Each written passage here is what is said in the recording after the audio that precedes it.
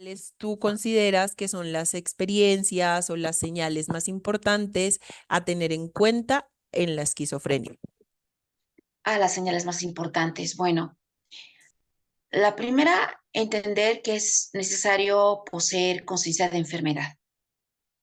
Y la conciencia de enfermedad no es una conceptualización que te defina y que diga estoy loca, sino que es la posibilidad de que teniendo conciencia de enfermedad seas capaz de gestionarte o permitir que se te gestione un tratamiento adecuado, tanto en lo médico, en lo psiquiátrico, en el medicamento, como en lo psicoterapéutico.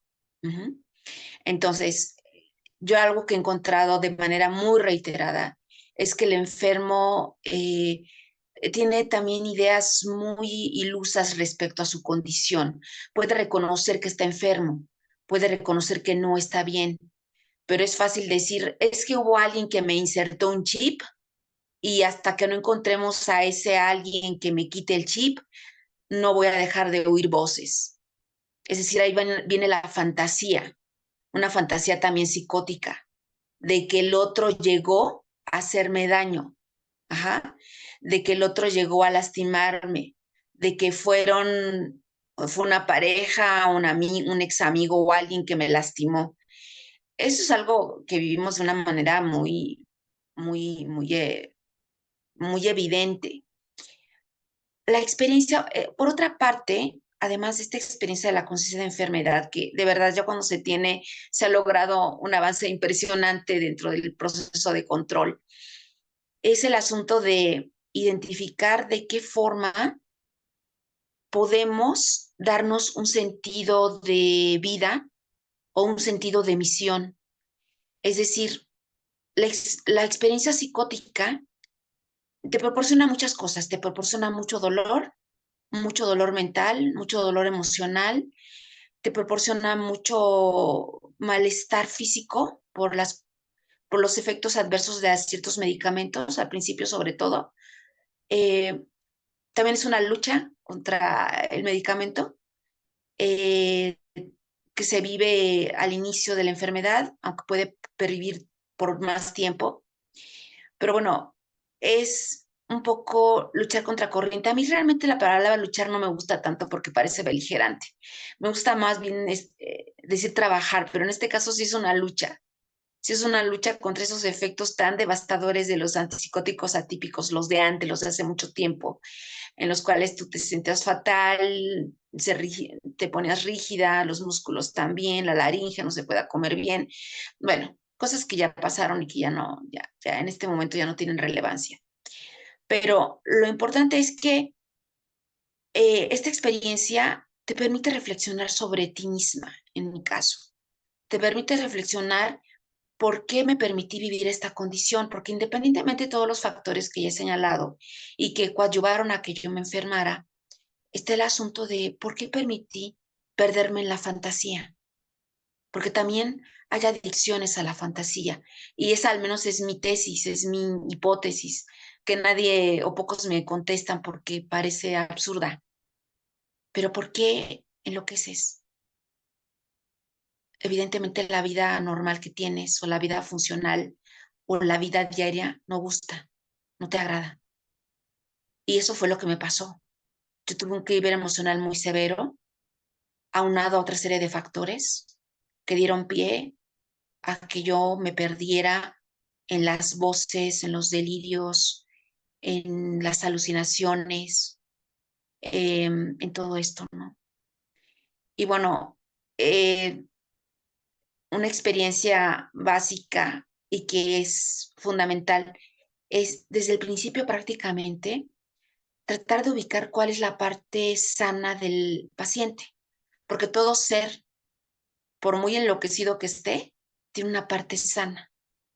Jalar esa parte sana, retomarla y trabajar en ella es un factor de resiliencia o de probable resiliencia que puede darte la capacidad de salir avante de esta condición.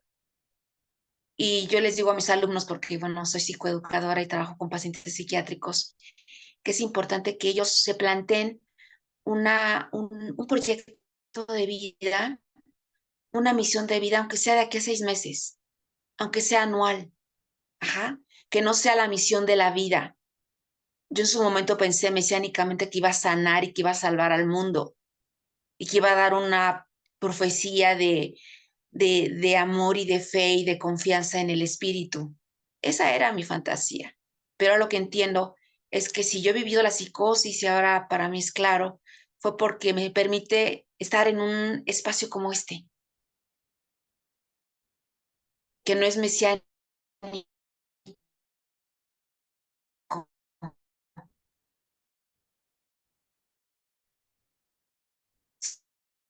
sino que es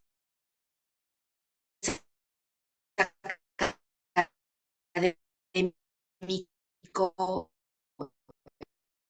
es riguroso, espero que sea significativo para los oyentes y que me oportuna el hecho que una física no y puedo dar de mis mismas. Esa paranoide en remisión. Esto es me doctoré en comunicación social.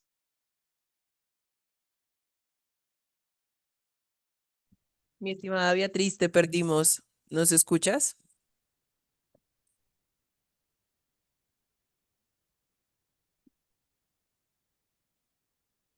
Bueno, Que se le cayó. creo que se le cayó.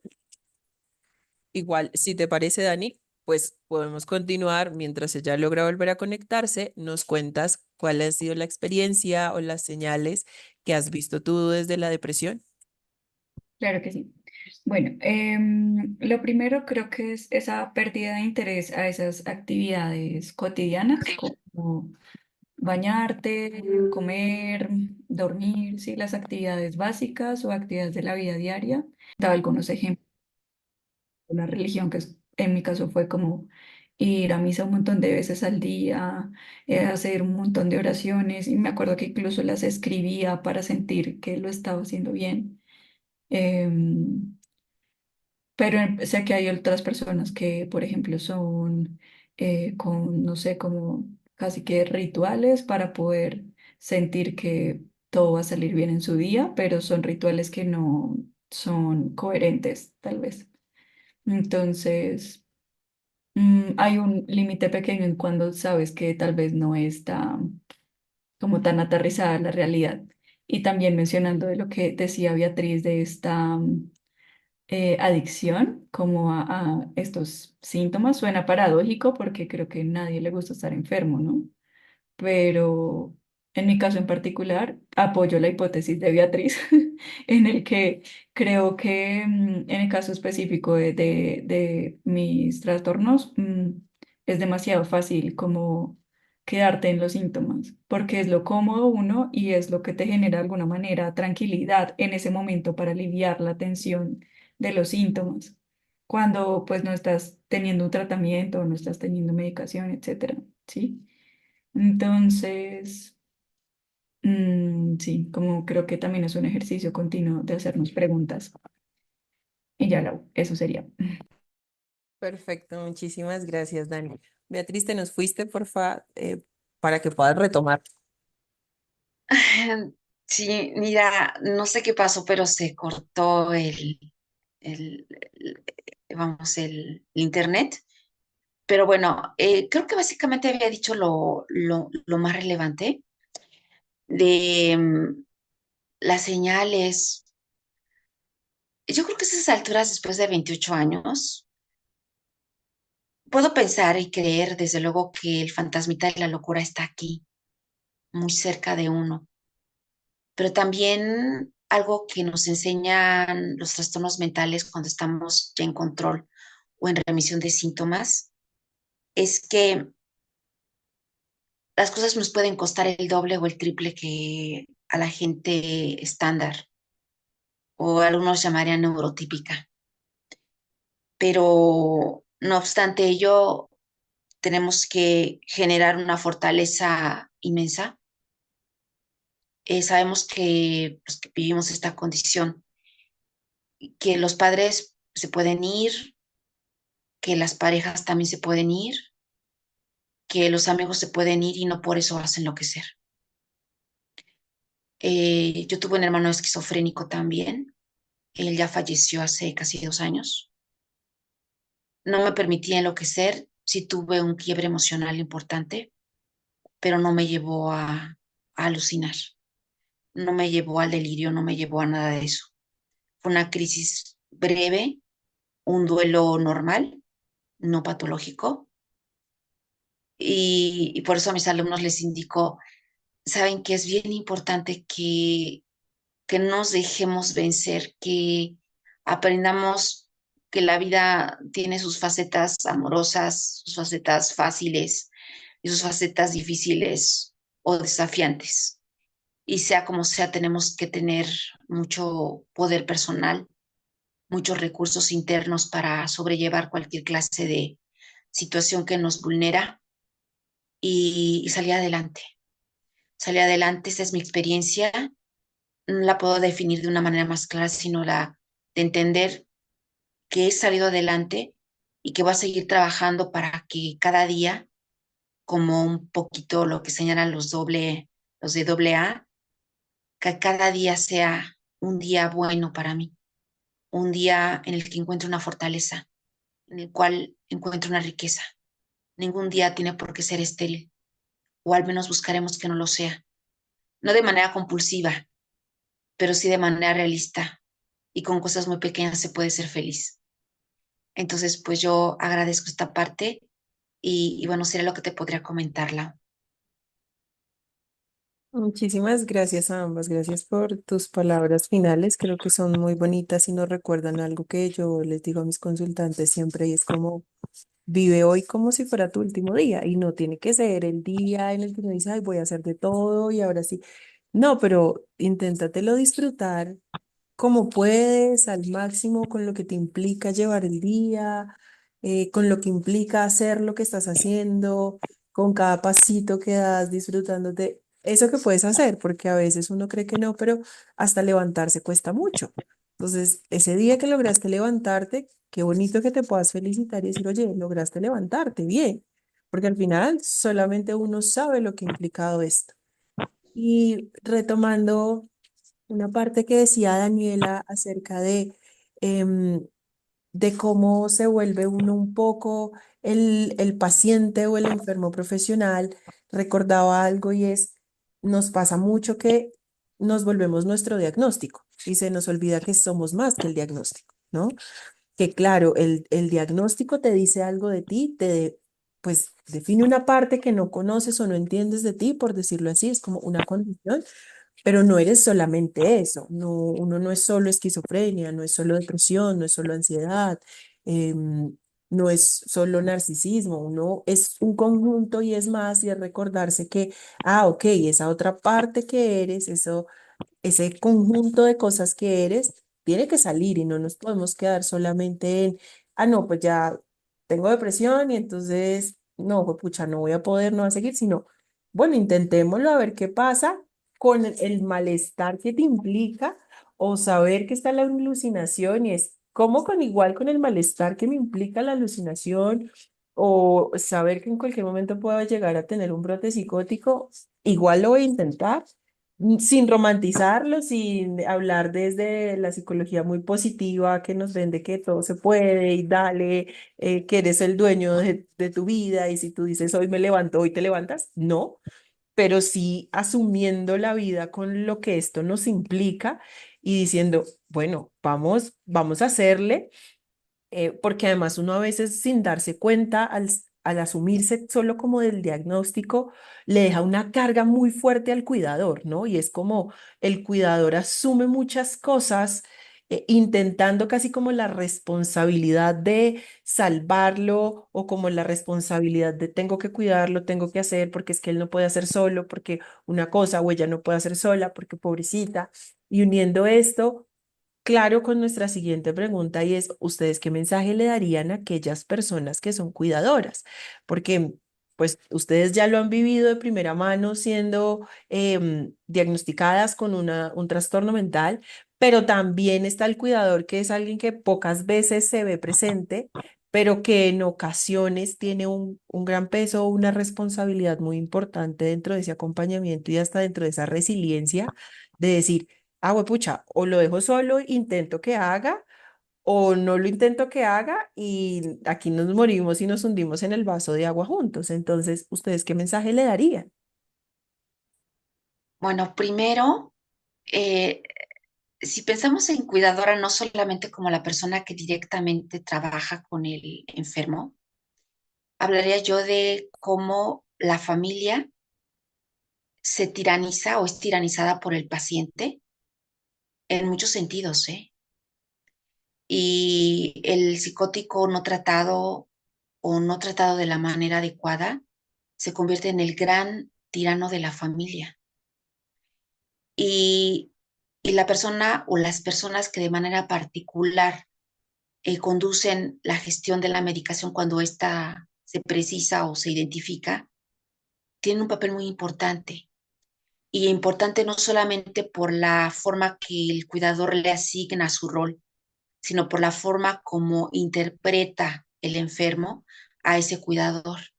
En el caso de la psicosis, pensemos en mi caso, que es el que conozco, de la esquizofrenia, eh, hay actitudes de mucha regresión. Y además de ser autorreferencial, el psicótico, esa regresión hace que compulsivamente se vincule el enfermo a la madre o al padre, a aquel que le representa o le ha representado el amor fundamental. Y entonces hay muchas madres, sobre todo, que son las que sufren porque no son unas cuidadoras que vienen de fuera y que tienen un trabajo que se les paga por jornada y que se van a sus casas y no pasa nada, sino que están directamente involucradas emocionalmente con este asunto. Entonces allí es no solamente doloroso por lo que se vive, sino también por lo que se deja de vivir. Y un enfermo, no solamente el mental, sino el físico, cuando está grave, pues es un real conflicto para el cuidador, porque el conflicto ya no cuida de sí mismo. Aquí habría la manera de buscar que ese cuidador asignado de manera involuntaria o voluntaria o como fuera, también tenga espacios de recreación, también tenga espacios de tranquilidad, también tenga espacios de lectura, de salidas, de no estar 24 horas del día con el enfermo. Eh, y yo lo señalo porque mi madre no solamente se dedicaba a cuidar a mi hermano desde que amanecía hasta que anochecía, sino que ella estaba convencida de que gracias al poder de la palabra de la Biblia, él se iba a curar y eso le significaba eh, dormir 3 horas porque todas las demás horas estaban dedicadas a mi hermano y a la oración. Miren cómo me trata mi mamá. Ah, sí, La cuidadora. Discúlpenos. sí, yo creo que señalaba esto, ¿no? De cómo el enfermo tiraniza. 77 años, estoy loca.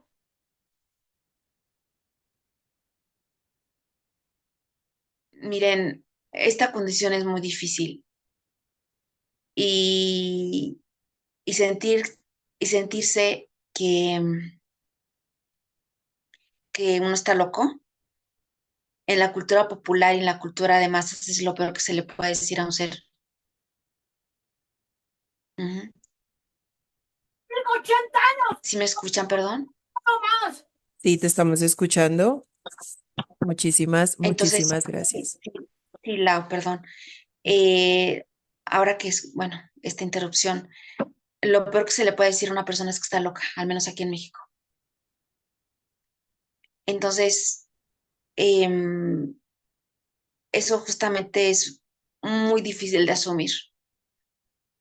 Hoy platicaba con una persona cuyo hijo está enfermo y no quiere admitir en ningún sentido que lo está.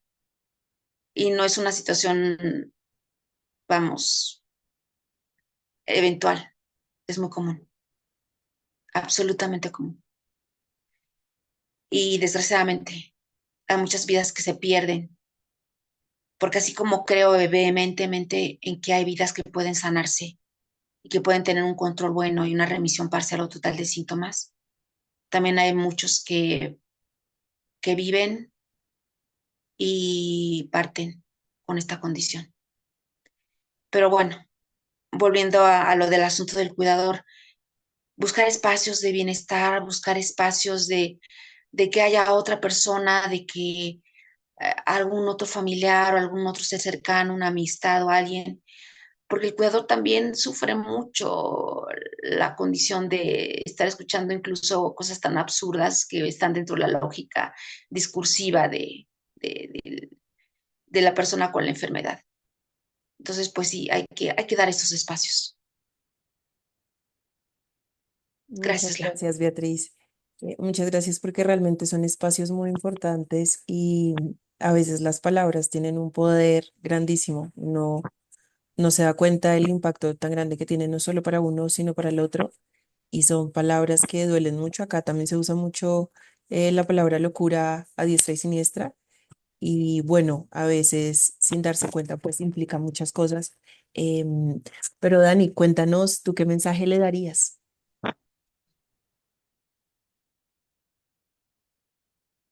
Claro que sí. Bueno, también porque sé que a todos tal vez nos generó impacto pues escuchar a Alexandra. Eh, ya Alexandra, te estamos escribiendo por el chat. Un brigadista emocional de la fundación te va a contactar para que por favor estés pendiente de tu celular y él te va a ayudar a manejar la situación que estás viviendo en este momento, ¿vale? Bueno, frente al tema del cuidador, creo que pues esta pregunta, de hecho, cuando estaba pensándola en qué responder en la tarde, tuve la oportunidad de preguntarle a mi esposo, que en este momento es la persona que vive conmigo, y si bien digamos que no es mi cuidador, pero es la persona que está conmigo casi la mayor parte del tiempo. Y es quien ha visto en primera persona, aparte de mi familia, todos mis síntomas floridos. Y creo que hay un tema que no lo mencioné en la pregunta anterior y es muy importante, y es que otra de las señales tal vez más alarmantes de la depresión mayor es cuando tienes ideas recurrentes de morir y conductas también suicidas. Entonces, en este caso, cuando lo estaba hablando con mi esposo, pues él me mencionaba que al inicio tal vez había temor por lo mismo, lo desconocido, pero él mencionaba que algo muy importante para él ha sido poder educarse y poder buscar esta información de saber cómo acompañarme de manera asertiva. Y no solo acompañarme a mí, sino también a él mismo, ¿sí? Porque el impacto que genera en el otro. Alexandra, vea. Pues puta, un mes, 2 meses en encierro allá, Alexandra. Hola, Alexandra. Ya deben estar por escribirte. Sé que Andrés está por escribirte, entonces, por favor, espéranos unos minutos que ya deben estar por contactarte. Entonces, como venía mencionando, aparte de el educarse para acompañar al otro, también es muy importante el educarse para cuidarse a sí mismo, porque si bien son situaciones alarmantes y son situaciones que nos sobrepasan, entonces cuidarte a sí mismo eh, te va pues a hacer mejor ese acompañamiento para todos. La escucha activa, por supuesto, y el estar abierto a tal vez solo el escuchar en algunas ocasiones no implica mayor esfuerzo que hacer acciones, sino simplemente estar con el otro, también es algo muy revelador. Y como decía Beatriz, recordar que el cuidador no solo es el profesional de la salud, sino es las personas que son nuestra red de apoyo, también de alguna manera ejercen ese rol de cuidadores. Y también cumplen un papel fundamental en animarte a poner en práctica todas estas estrategias que aprendes en terapia y que aprendes pues en los diferentes escenarios en los que participas para estar mejor. Ya en el caso, desde la persona que está diagnosticada frente al cuidador, creo que hay algo y es intentar gestionar la culpa de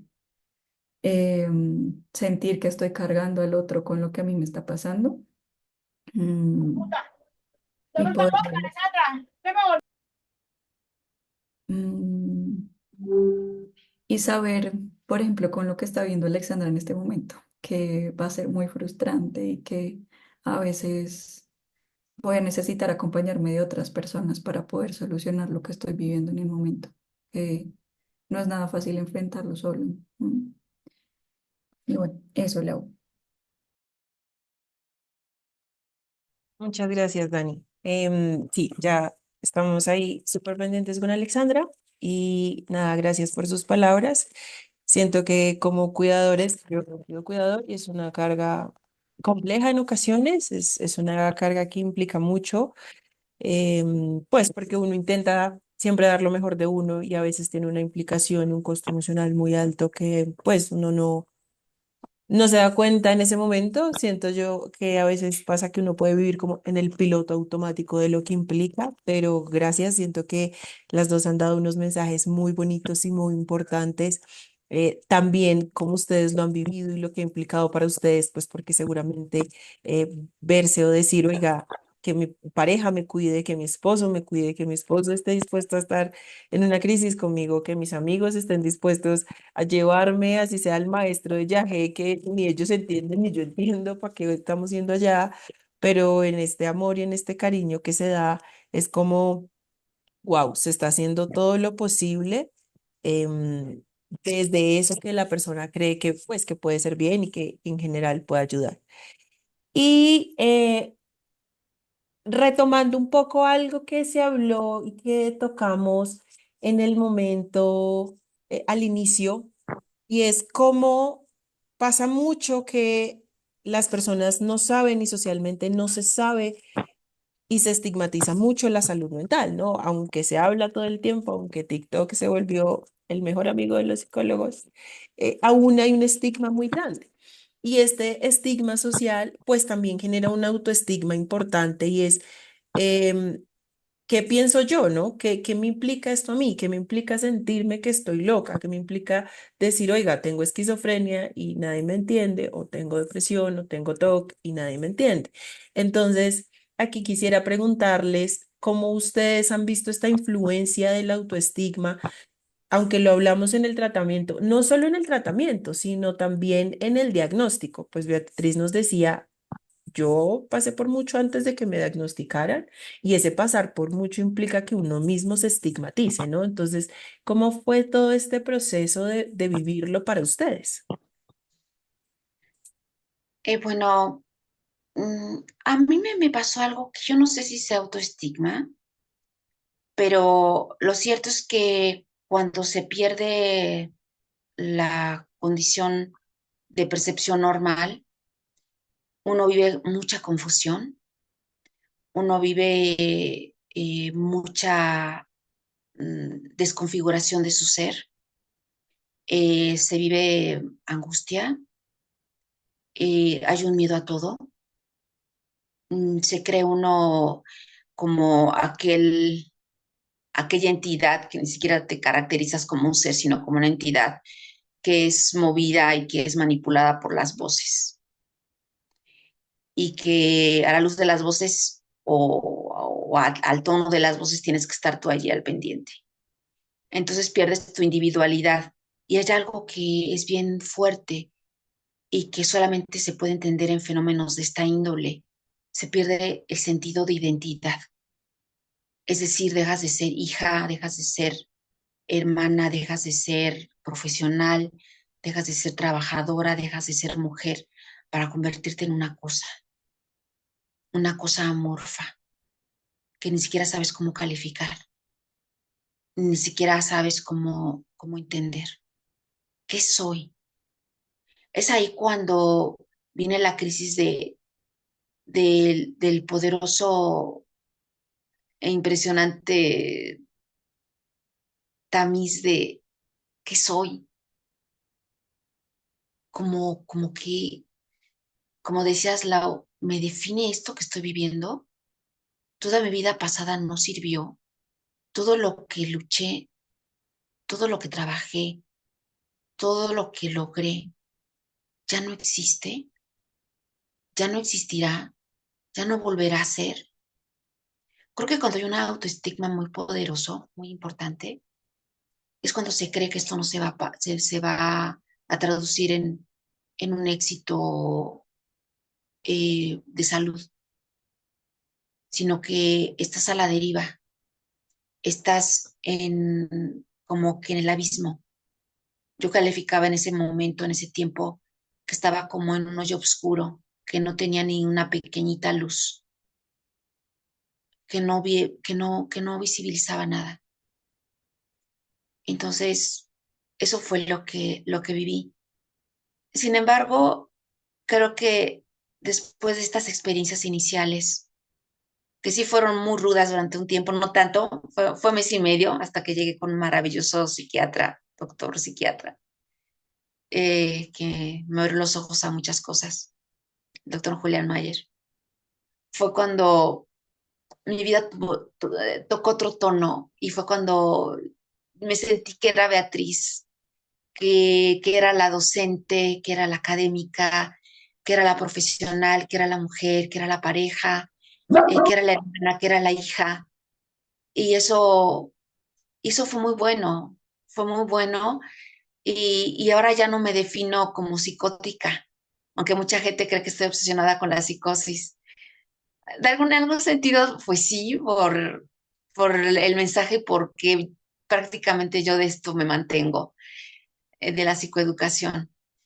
Pero sobre todo a mí me motiva mucho el hecho de darme cuenta de que hay tanto dolor y lo vive tanta gente, y la gente cuando se mete en sí, cuando entra en un ostracismo tan hondo, ya no sabe ni qué hacer y piensa que su vida simplemente es tomar medicamentos, desayunar, comer, dormir, cenar y se acabó la vida, ¿no? Eso es lo que viven algunos pacientes, quizás la mayoría, eh, y en una condición óptima incluso, pero sí es complicado.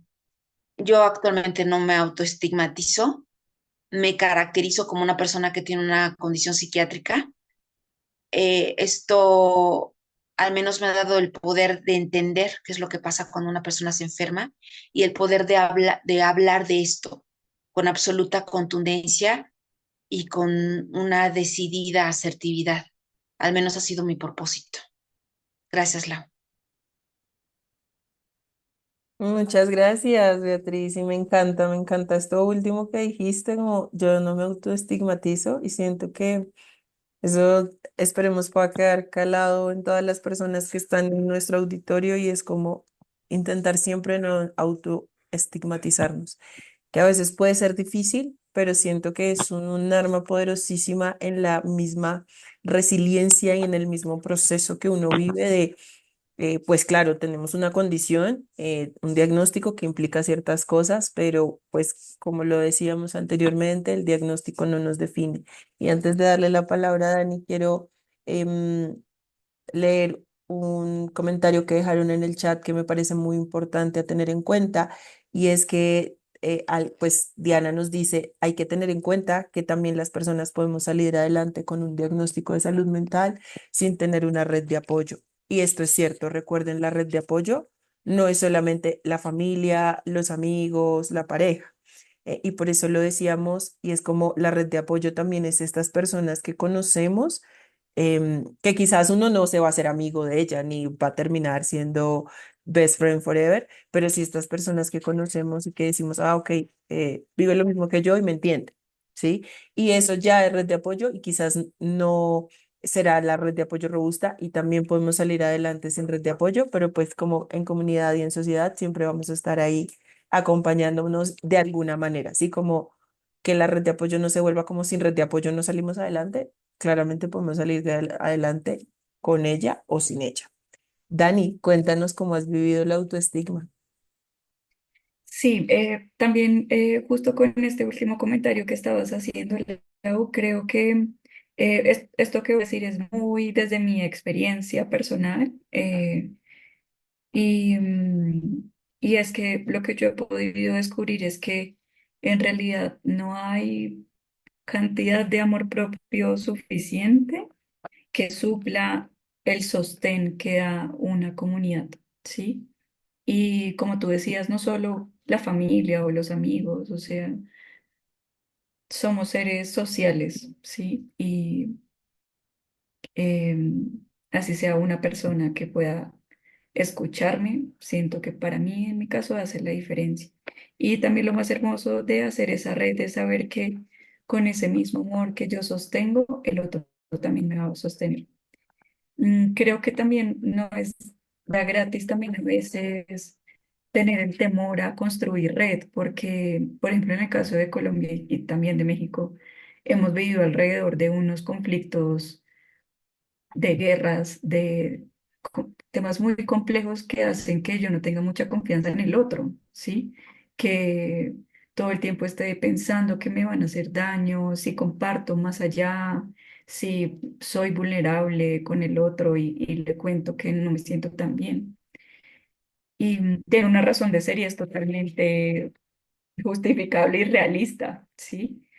Pero cuando yo creo que puedo estar con una persona o un lugar que me genera cierta confianza y seguridad para poder generar ese apoyo, mm, nos sobra darnos en ocasiones esa oportunidad y, y saberse que seguramente hay otra persona que tiene ese interés de acompañar sin ningún otro interés diferente a ese. Y bueno, ya específicamente el tema del autoestigma. Creo que es clave también cuestionarnos esas creencias imaginarias que tenemos alrededor de la palabra trastorno o el trastorno que nos han diagnosticado, ¿sí?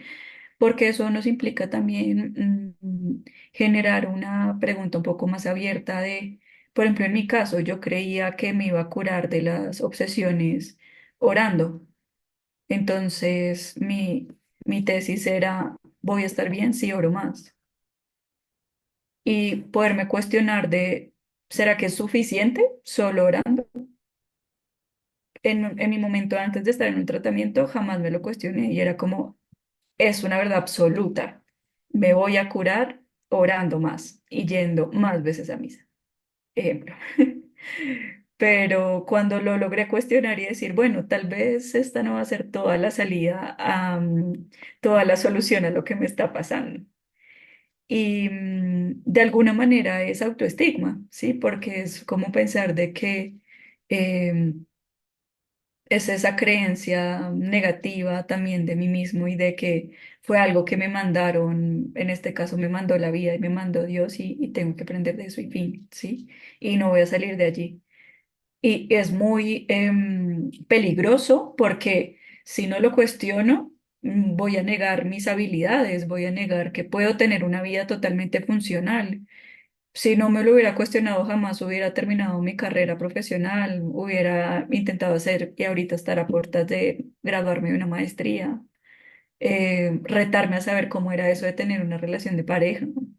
Jamás me hubiera retado a eso si no me hubiera cuestionado y hubiera pensado que mi vida podía ser diferente y no solo bajo los lineamientos que tiene un manual diagnóstico. Entonces sí, creo que es generar esa discusión y cuestionarnos nuestros propios discursos y poder dialogar entre las diferentes creencias que hay alrededor de lo que significa la palabra trastorno y específicamente el trastorno que nos acompañe o acompaña a alguien cercano. Total, muchísimas gracias, Dani. Y bueno, digamos que para nuestra última pregunta que les teníamos y darle paso a nuestro público que sé que quieren hacer sus preguntas o comentarios acerca de este gran tema y estos temas tan importantes que hoy hemos entendido un poco más, la esquizofrenia, hemos entendido un poco más la depresión y cómo pues podemos vivir con ella y llevar la vida em, con total normalidad, por decirlo así, aunque la palabra normalidad no me gusta mucho, pero digamos lo que en total cotidianidad.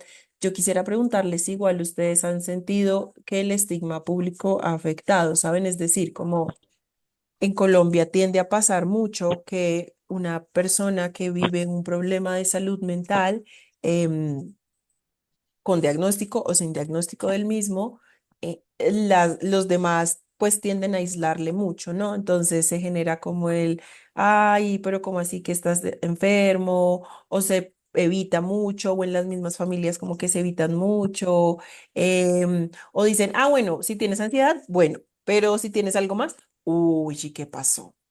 ¿Y por qué tienes eso? Y eso es hereditario, y entonces, ¿qué va a pasar? Sí, como que aún cuesta muchísimo hablar de ciertos temas. Acá, por ejemplo, siento que uno de los que menos se habla es de la esquizofrenia, que aún cuesta mucho y decir, por ejemplo, em, que alguien tiene esquizofrenia es como si fuera el máximo nivel, ¿no? Entonces es como otra cosa, como que eso todavía no, como que es lo único que puede haber en salud mental es ansiedad y de ansiedad no podemos salir, porque ansiedad está tranqui, ¿no? Como si lo pensamos como intensamente, entonces ansiedad ya la conocemos y la podemos poner en muñequitos, pero la esquizofrenia no, entonces esa no existe. O depresión no la podemos poner en muñequitos, esa tampoco existe. Em, entonces, claro, ¿cómo les ha afectado ustedes ese estigma social? No sé si en México sea igual, Beatriz, o sientas que sea diferente y puedan ser un poco más empáticos con vivir esto. Pues mira, aquí la gente no lo entiende y sigue siendo un tema secreto. No se suele hablar abiertamente de ello. La gente cuando habla de una condición psicótica, ay, mira, es que tiene como que eso, es que sí, tuvo ahí como que ciertos problemas como que de acá. Eh, Se utilizan eufemismos, se utilizan palabras que parecen o que quieren que no duela. Eh, pero mira, la verdad es que yo me siento afortunada primero porque yo no me he arropado del estigma, porque desde siempre, cuando ya me enteré que esto era un problema psiquiátrico, cuando descubrí, mi idea era que iba a salir adelante y, y siempre he dado la cara. De hecho, publiqué junto con mi médico psiquiatra un libro que se llama Vivir y superar la psicosis. Es un libro físico que ya tiene una buena cantidad de años y que ya está en su segunda edición ya para publicarse en un par de semanas en Amazon, donde mi doctor, que es extraordinariamente empático y comprensivo, me decía, oye, Betty, ¿por qué no has pensado en ponerte un seudónimo? Y yo le decía, ¿sabes qué, Julián? No voy a ponerle ningún seudónimo, voy a poner mi nombre completo, Beatriz Gómez Villanueva, y voy a poner mi foto. Entonces, de esas cosas hay que hablarlas de frente, no ocultarlas. Y esto para mí ha sido básico para no estigmatizarme, para saber que tengo la misma capacidad que cualquiera, aunque haya gente que eventualmente te estigmatice. Hace algún tiempo no se me contrató en una universidad importante en México, privada, porque vieron mis redes sociales. Y después de dar una muy buena, según mi criterio y según me dijeron, una muy buena clase de prueba, eh, después de eso, pues no me contrataron por ser enferma mental. Pero bueno, eso casi queda en el anecdotario, porque simplemente no me corresponde y tengo que orientarme hacia otras cosas de otros seres que sí entienden, que son respetuosos, que son empáticos y que han asumido mi problema con amor y sobre todo con mucho respeto. Y eso verdaderamente me agrada, me alegra.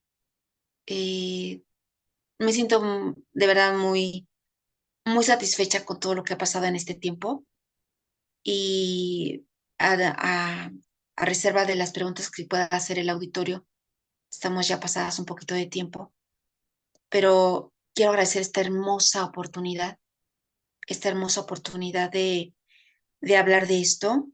Sé que el tema es amplio, que toca fibras sensibles. Aquí quizás fue muy racionalizada, al menos de mi parte, pero, pero hay que hablar de esto y hablarlo en voz alta.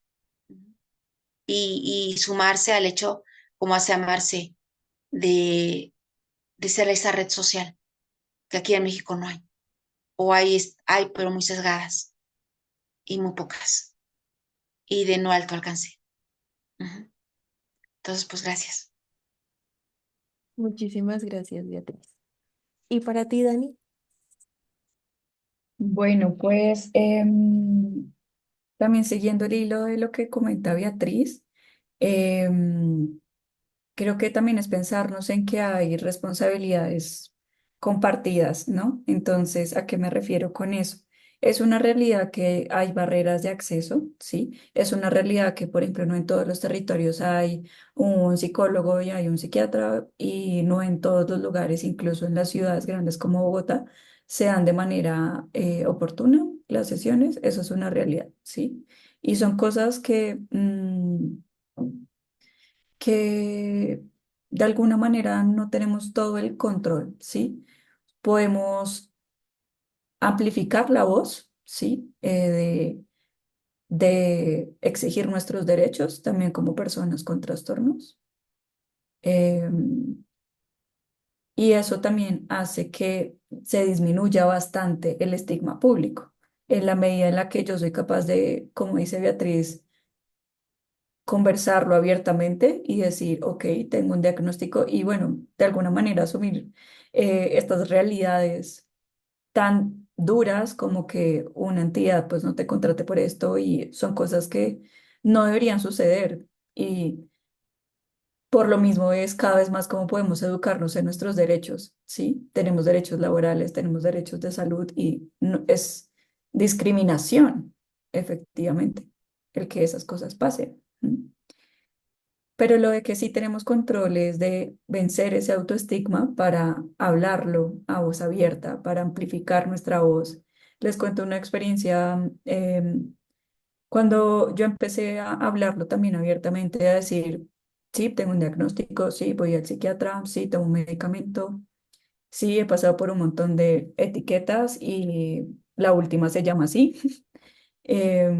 Pero cuando empecé a hablarlo, Mm, fue muy sanador encontrar que incluso había gente dentro de mi familia que también tenía o estaba sospechando o estaba yendo a sus primeras sesiones de psiquiatría y tenía demasiado miedo de poderlo comentar con alguien más.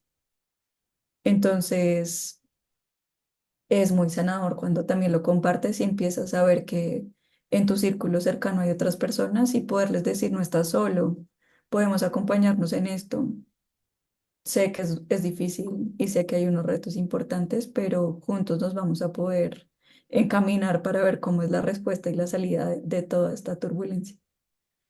Y pues como decía Lau, que es totalmente posible vivir y tener un diagnóstico, es totalmente posible tener una vida totalmente funcional, estudiar, trabajar y hacer lo que sueñes con tu vida. Que esto no va a negar nada de lo que te propongas. Eso quiero que sea como mi mensaje final en esta última pregunta. Gracias, Lau, y gracias, Beatriz. Muchas gracias a las dos.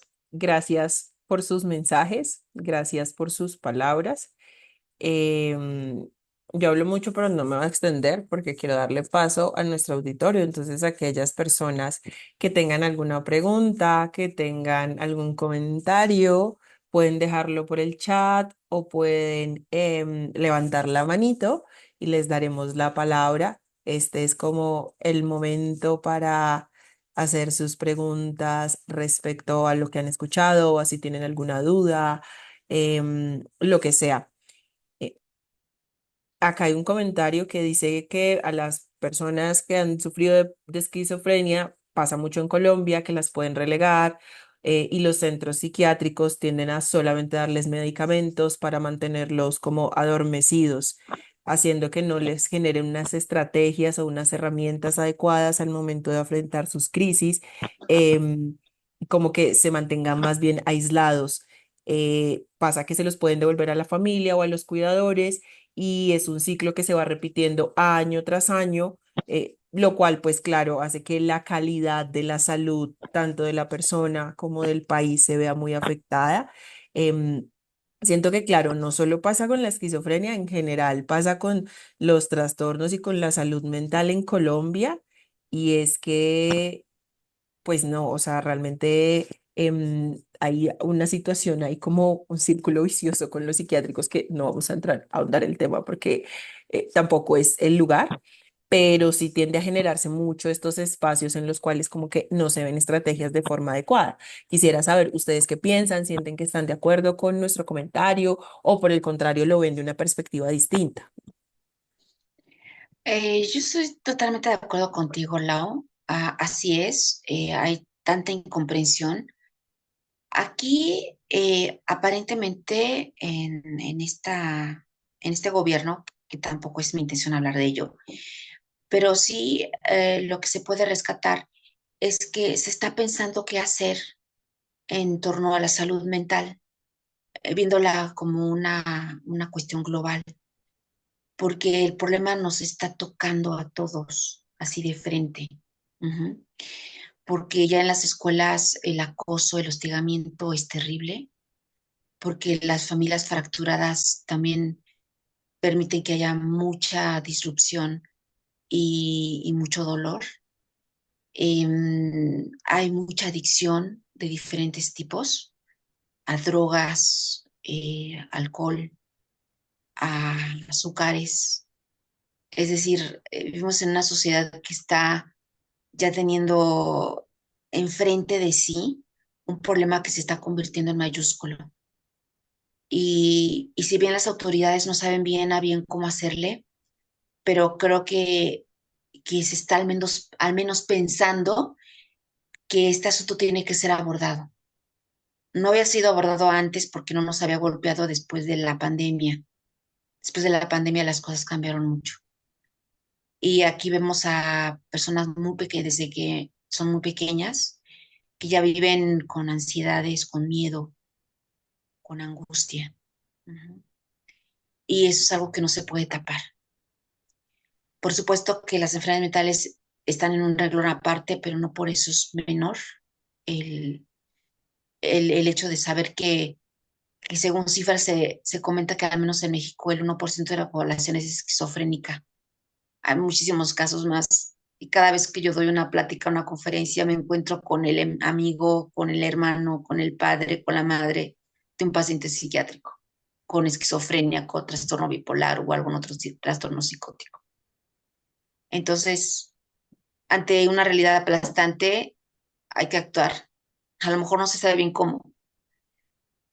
Será cuestión de generar espacios también de redes amplias a nivel civil para poder afrontar el asunto, para que no seas una sola voz o muy pocas voces las que puedan hablar de este fenómeno de manera vívida, sino crear conciencia de la importancia de que estas voces como esta, la mía, que no es realmente, es privilegiada, puedo decirlo, es privilegiada y va más allá del narcisismo. Simplemente poder hablar de ello y poder hablar del dolor de los otros, de muchos, es importante. Entonces, así es como lo veo, Lau. Muchísimas gracias, Beatriz. ¿Y tú, Dani? Creo que no voy como a ampliarlo más. Estoy muy de acuerdo con lo de Beatriz y me uno totalmente a sus palabras en esta pregunta que me haces, Lau. Creo que es suficiente para responderlo. Perfecto. Entonces, simplemente vamos a cerrar como este tema con un comentario de Jefferson Ortiz que habla muy relacionado a lo mismo, como para darle el cierre, y es como que la salud mental en Colombia aún es un tema que está tomando relevancia y que ha ido de a pocos, y por ello debemos ayudar en lo posible a hacer que se reconozca con mayor seriedad nuestro entorno y poco a poco, y es lo que buscamos con estos espacios, ¿no? Como lograr llevar y mostrar lo que implica la salud mental. Me alegra que estén alzando la manito, entonces vamos a darle paso a nuestros participantes o nuestro auditorio que quiere hablar. Diana Silva, cuéntanos. Hola, buenas noches. Bueno, yo quiero primero agradecerles por el espacio, por sus compartires, por poner su vida acá con vulnerabilidad también. Yo tengo la experiencia de trabajar en ambientes psiquiátricos como terapeuta ocupacional, pero además he tenido, digo, la gran fortuna de tener cercanía a la enfermedad psiquiátrica en mi familia.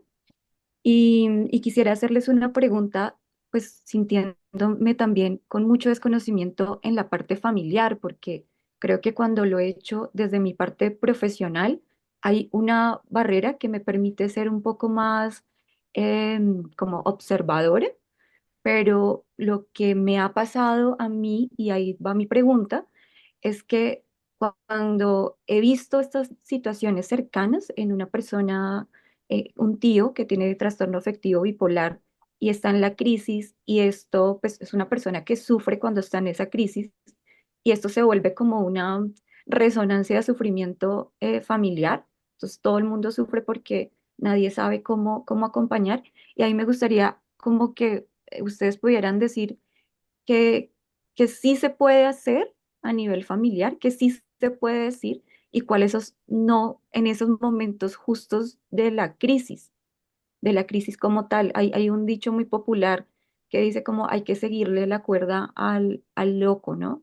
A la persona que está como con ese conflicto, pero me gustaría saber desde su experiencia en esos momentos que sí se podría hacer o, o accionar para no llegar como a a esos estados en los que se vuelve un conflicto tanto para la familia como para la persona, y cuáles son esos no rotundos que no se podrían hacer en las crisis. Muchas gracias.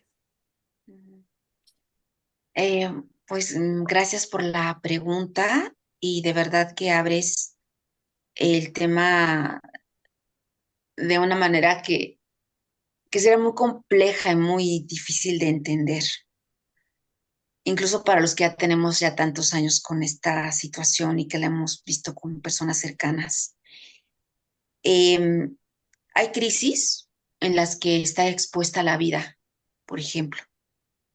Pensemos en el chico o la chica que tienen el cuchillo acá, ¿no? O que tienen la ventana abierta ya para aventarse.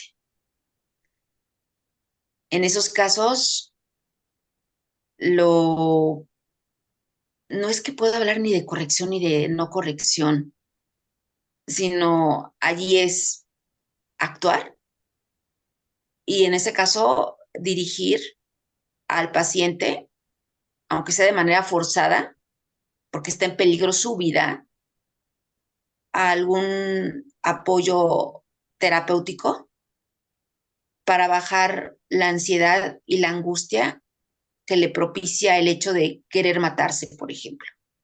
Porque cuando uno llega a ese punto, no solamente a la ideación suicida, sino llega al punto de ya querer cometer el suicidio, allí no hay de otra, ¿eh?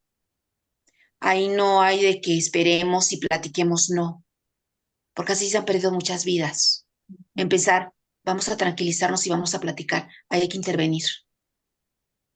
Y ahí una inyección de fluanzol, que es un antipsicótico de depósito, un hipnótico. Sé que a lo mejor me estoy viendo muy drástica y sé que a lo mejor no es lo que la gente espera escuchar y no es lo que quisieran escuchar. Ajá, pero en una crisis hay que actuar accionando. Cuando la persona se ve con cierta cordura, sí se puede hablar, sí se puede calmar, sí se pueden hacer ejercicios de respiración, porque cuando hay, por ejemplo, un ataque de pánico donde se hiperventila, hay que propiciar un estado de alguna clase de relajación y hablar de esto. Hablar eso es importante. Y yo siempre he pensado, y usted seguramente lo sabe, psicóloga, licenciada, doctora, que hablar es básico en la terapia y es una de las cosas que más sanan. A veces no tanto la intervención, sí, la intervención adecuada del psicólogo, pero también saber que puede haber una voz que habla y otro ser que escucha, eso es importante. A lo mejor no estoy dando la mejor de las situaciones o de las soluciones a una situación esquizofrénica grave, pero de verdad, en una situación de crisis donde está totalmente enajenado el enfermo, se puede matar. Ya no pensemos en cosas menores. Y allí hay que ser estrictos, quizás muy conductistas, perdón, pero al menos es mi experiencia, es lo que he recibido como retroalimentación de parte de otras personas que están en estos medios de la psiquiatría. Gracias. Gracias, Beatriz. Muchísimas gracias, Beatriz. Por respeto a su tiempo y pues al tiempo que decidimos dentro del conversatorio, las siguientes dos preguntas, la persona que la haga va a decidir pues quién quiere que se la responda, ya sea Beatriz o Daniela. ¿Listo? Entonces, Diana, ¿qué pregunta tienes y quién deseas que te la responda? Diana, ¿yo? Sí, tú. No me trae buenas noches. Buenas noches. Más que pregunta, es un comentario, es agradecer por conocer de primera mano eh, estas palabras, ¿no? De verdad que me quitan como una venda de los ojos. Lo que yo digo, conocí personas con esquizofrenia así, o sea, que estaban en una silla, se caían de una silla porque pues estaban con muchos medicamentos y yo nunca vi una persona funcional, ¿sí? Las veía así y para mí en mi cabeza pues eran así, no funcionales. Tenían un diagnóstico de esquizofrenia y en mi pensamiento estaba que posiblemente pues era que no iban a ser nunca funcionales, ¿sí? Por eso le agradezco a Beatriz que pues nos haya permitido conocer su experiencia y ver que sí se puede, ¿sí? De verdad le agradezco. También le agradezco a la fundación, o sea, el ver que de verdad sí se rompen barreras. Yo no creía en eso. Yo a veces decía, ¿verdad? ¿Y cómo la rompen? O sea, que vienen con un martillo y empiezan a romper muros, ¿sí? Pero sí, cuando uno empieza a trabajar en eso y empieza a ver que llegan mensajes y dicen, no, sí, rompen barreras de acceso y no sé qué, es bonito eso, conocer experiencias nuevas y verlo en mí, porque de verdad también han cambiado mi vida, ¿no? Es muy bueno. La pregunta que yo les iba a hacer es, o sea, ¿de qué manera uno puede hacer como para llegar a más gente, ¿sí? A mí se me dificulta muchísimo generar vínculos con las personas por diferentes cosas, pero a mí sí, o sea, sí me interesa también empezar a hacer cosas por otros, ¿sí?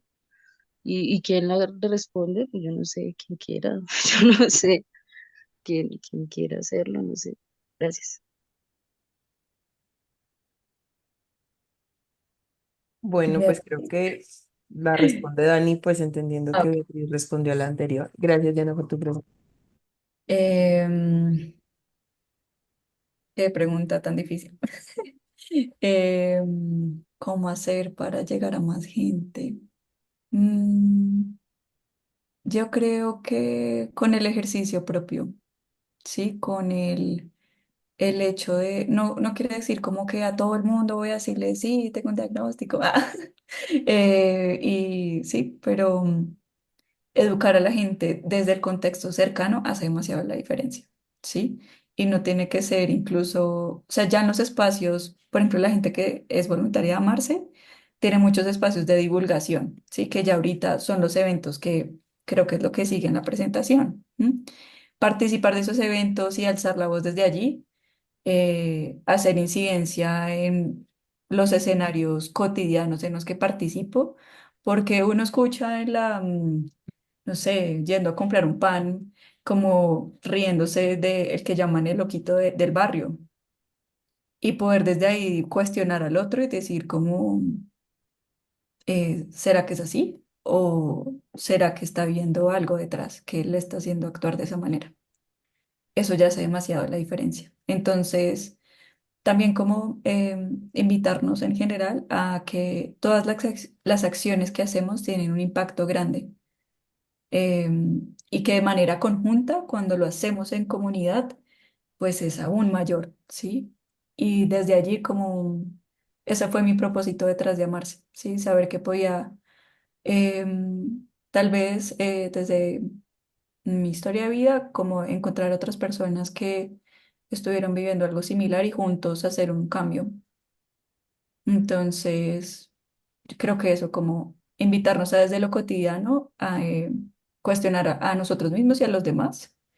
Y en la medida en la que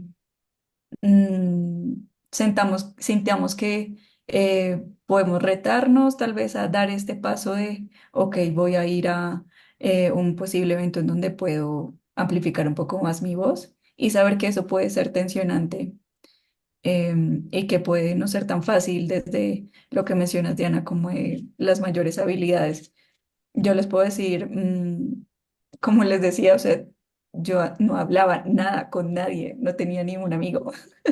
Y creo que ahora este escenario seguro de amarse me ha permitido ver otra faceta de Daniela. No una Daniela nueva, otra faceta. Entonces, eso, Diana, espero haber podido responder tu pregunta. Gracias. Muchas gracias, Daniela. Yo solo hay como para meter la cucharada y ya darle paso a Angie, decirles que siempre recuerden que conectar con el otro implica entender la diferencia del otro, ¿no? Uno espera conectar con el otro desde lo que nos gusta y realmente uno conecta desde la diferencia y entendiendo su diferencia. Entonces, permítanse también ver la diferencia del otro y de esta manera poder mostrarse pues como son ustedes. Angie, cuéntanos cuál es tu pregunta y quién deseas que te la responda. Hola, buenas noches, ¿cómo están? No, yo no tenía una pregunta, solamente como un comentario respecto a cómo este espacio de hoy. A mí me parece bastante interesante. Yo soy terapeuta ocupacional también, trabajo en salud mental y además hago clases en salud mental, entonces siempre es muy agradable y muy interesante escuchar a las personas que son expertas por experiencia, porque finalmente quienes nos acercamos a la atención en salud mental, pues somos expertos desde otros saberes que yo creo que son muy técnicos y que distan mucho de las experiencias que vivencian las personas cuando tienen situaciones de salud mental. Entonces creo que es un espacio muy enriquecedor.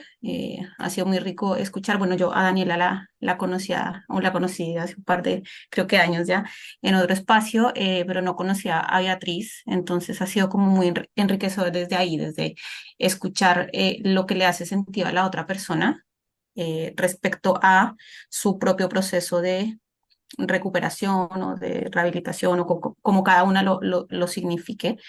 Y además también creo que es tremendamente interesante cuando educamos en salud mental, porque si bien hay no sé, una columna vertebral de conocimiento más académico, finalmente en salud mental nada es subjetivable.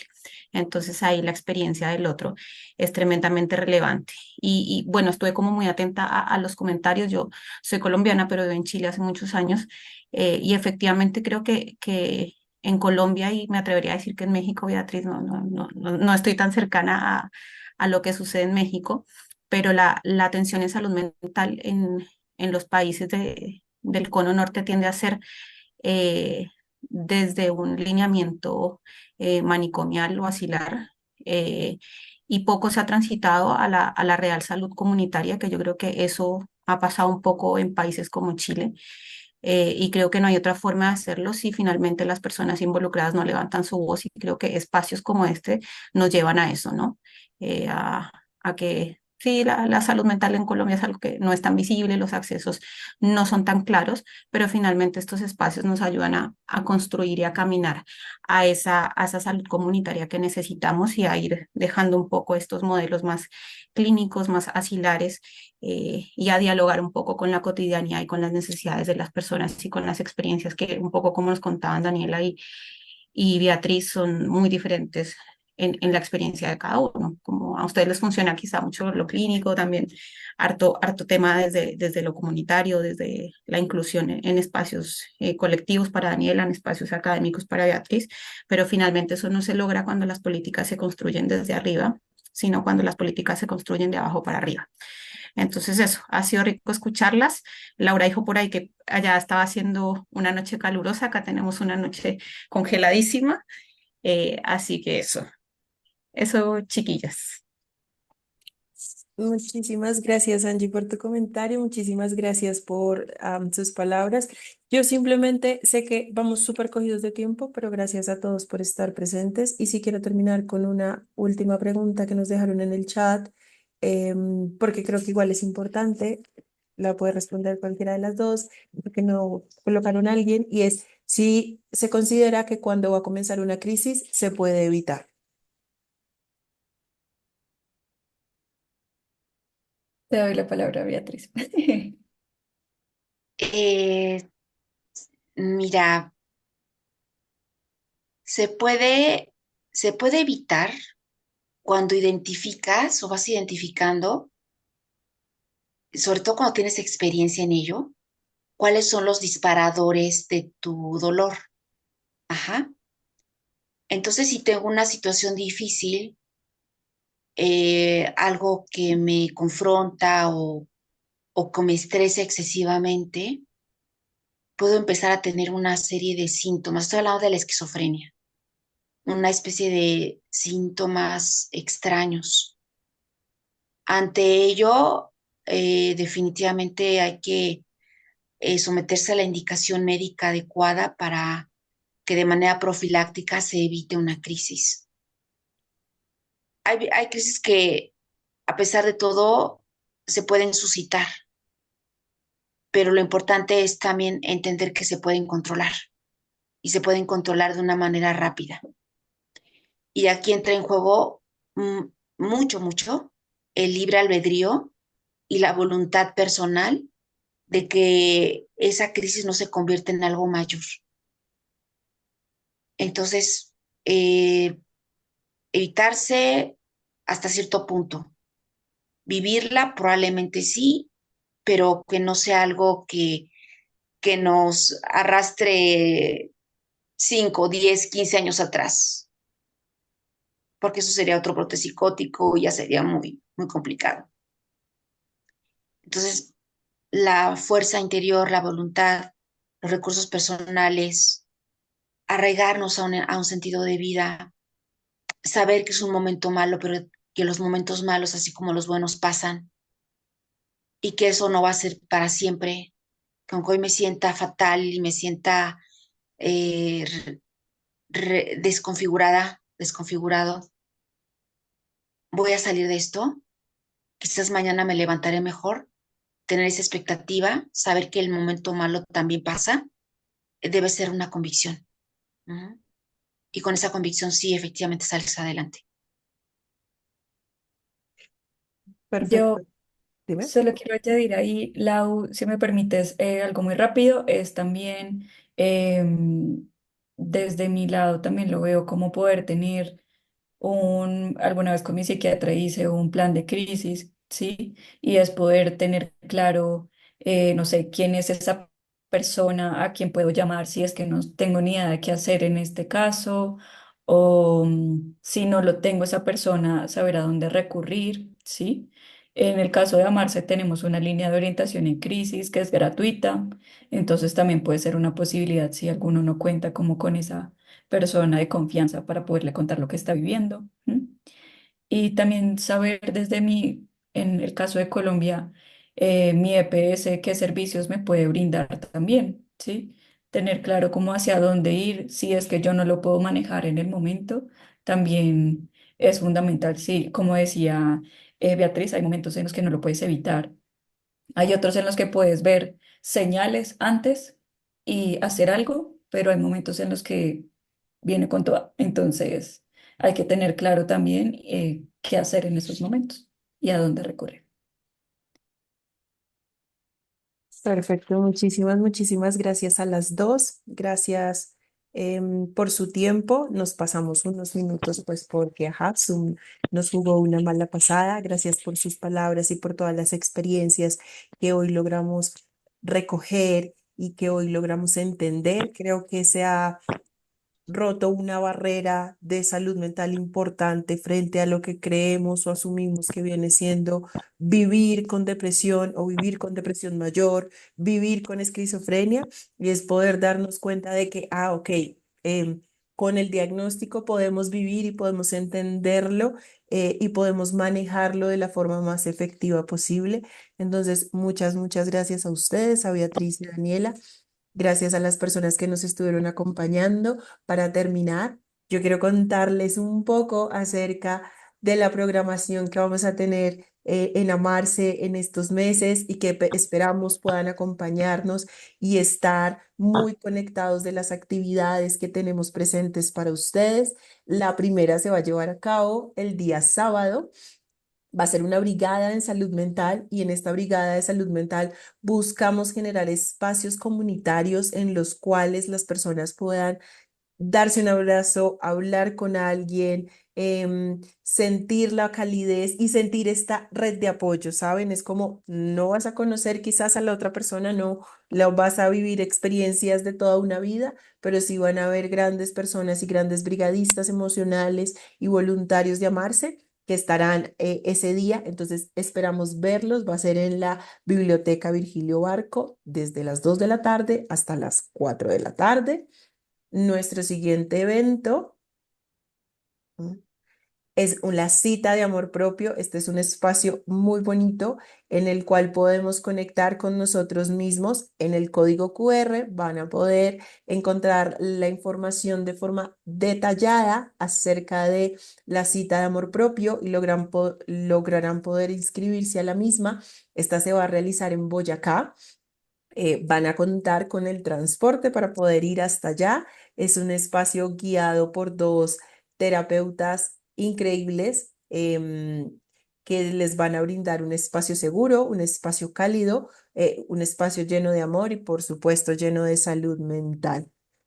Y del 26 al 27 de julio va a haber un seminario online de ecopsicoterapia en el cual se van ustedes a poder permitir generar una conexión con la tierra, generar una conexión con nuestra madre tierra. Las personas que puedan estar interesadas, los que estuvieron acompañándonos y los que son miembros de Amarse tendrán un 50% de descuento en esta actividad. Así que tendremos 3 actividades muy especiales en el transcurso de julio, actividades llenas de mucho amor, llenas de mucha salud mental, porque algo que es muy importante es no solo hablemos de cuidar la salud mental, sino que realmente cuidemos nuestra salud mental. Entonces, estos espacios están enfocados a hacer lo posible y poder ejecutar este cuidado en salud mental. Y finalmente, algo que a nosotros nos emociona muchísimo y es que vamos a tener nuestro primer festival de salud mental comunitario.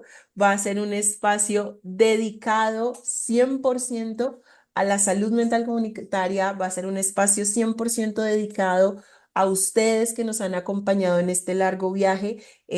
Lo está llevando a cabo Amarse de principio a fin y será un lugar muy reconfortante. Vamos a tener muchas sorpresas en este espacio. Una de ellas que les voy a contar solamente un pedacito es que muy seguramente o esperamos hacer lo posible que Beatriz pueda acompañarnos de manera presencial. Así que si les gustó escucharla virtual, pues esperamos que la puedan escuchar de manera presencial.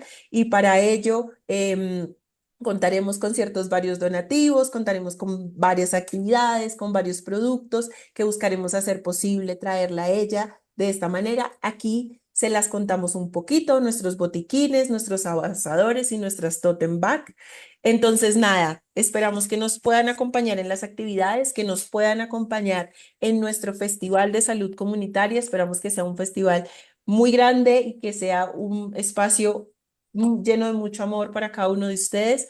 Nuevamente, muchas gracias por acompañarnos, muchas gracias por quedarse estos minuticos que nos pasamos de más. Y aunque Zoom nos recordó que el control no está en nosotros y como en pandemia pasó, puede pasar después de pandemia y es que las cosas se pueden salir de lo que tenemos esperado, pero aún así logramos hacer un espacio muy especial.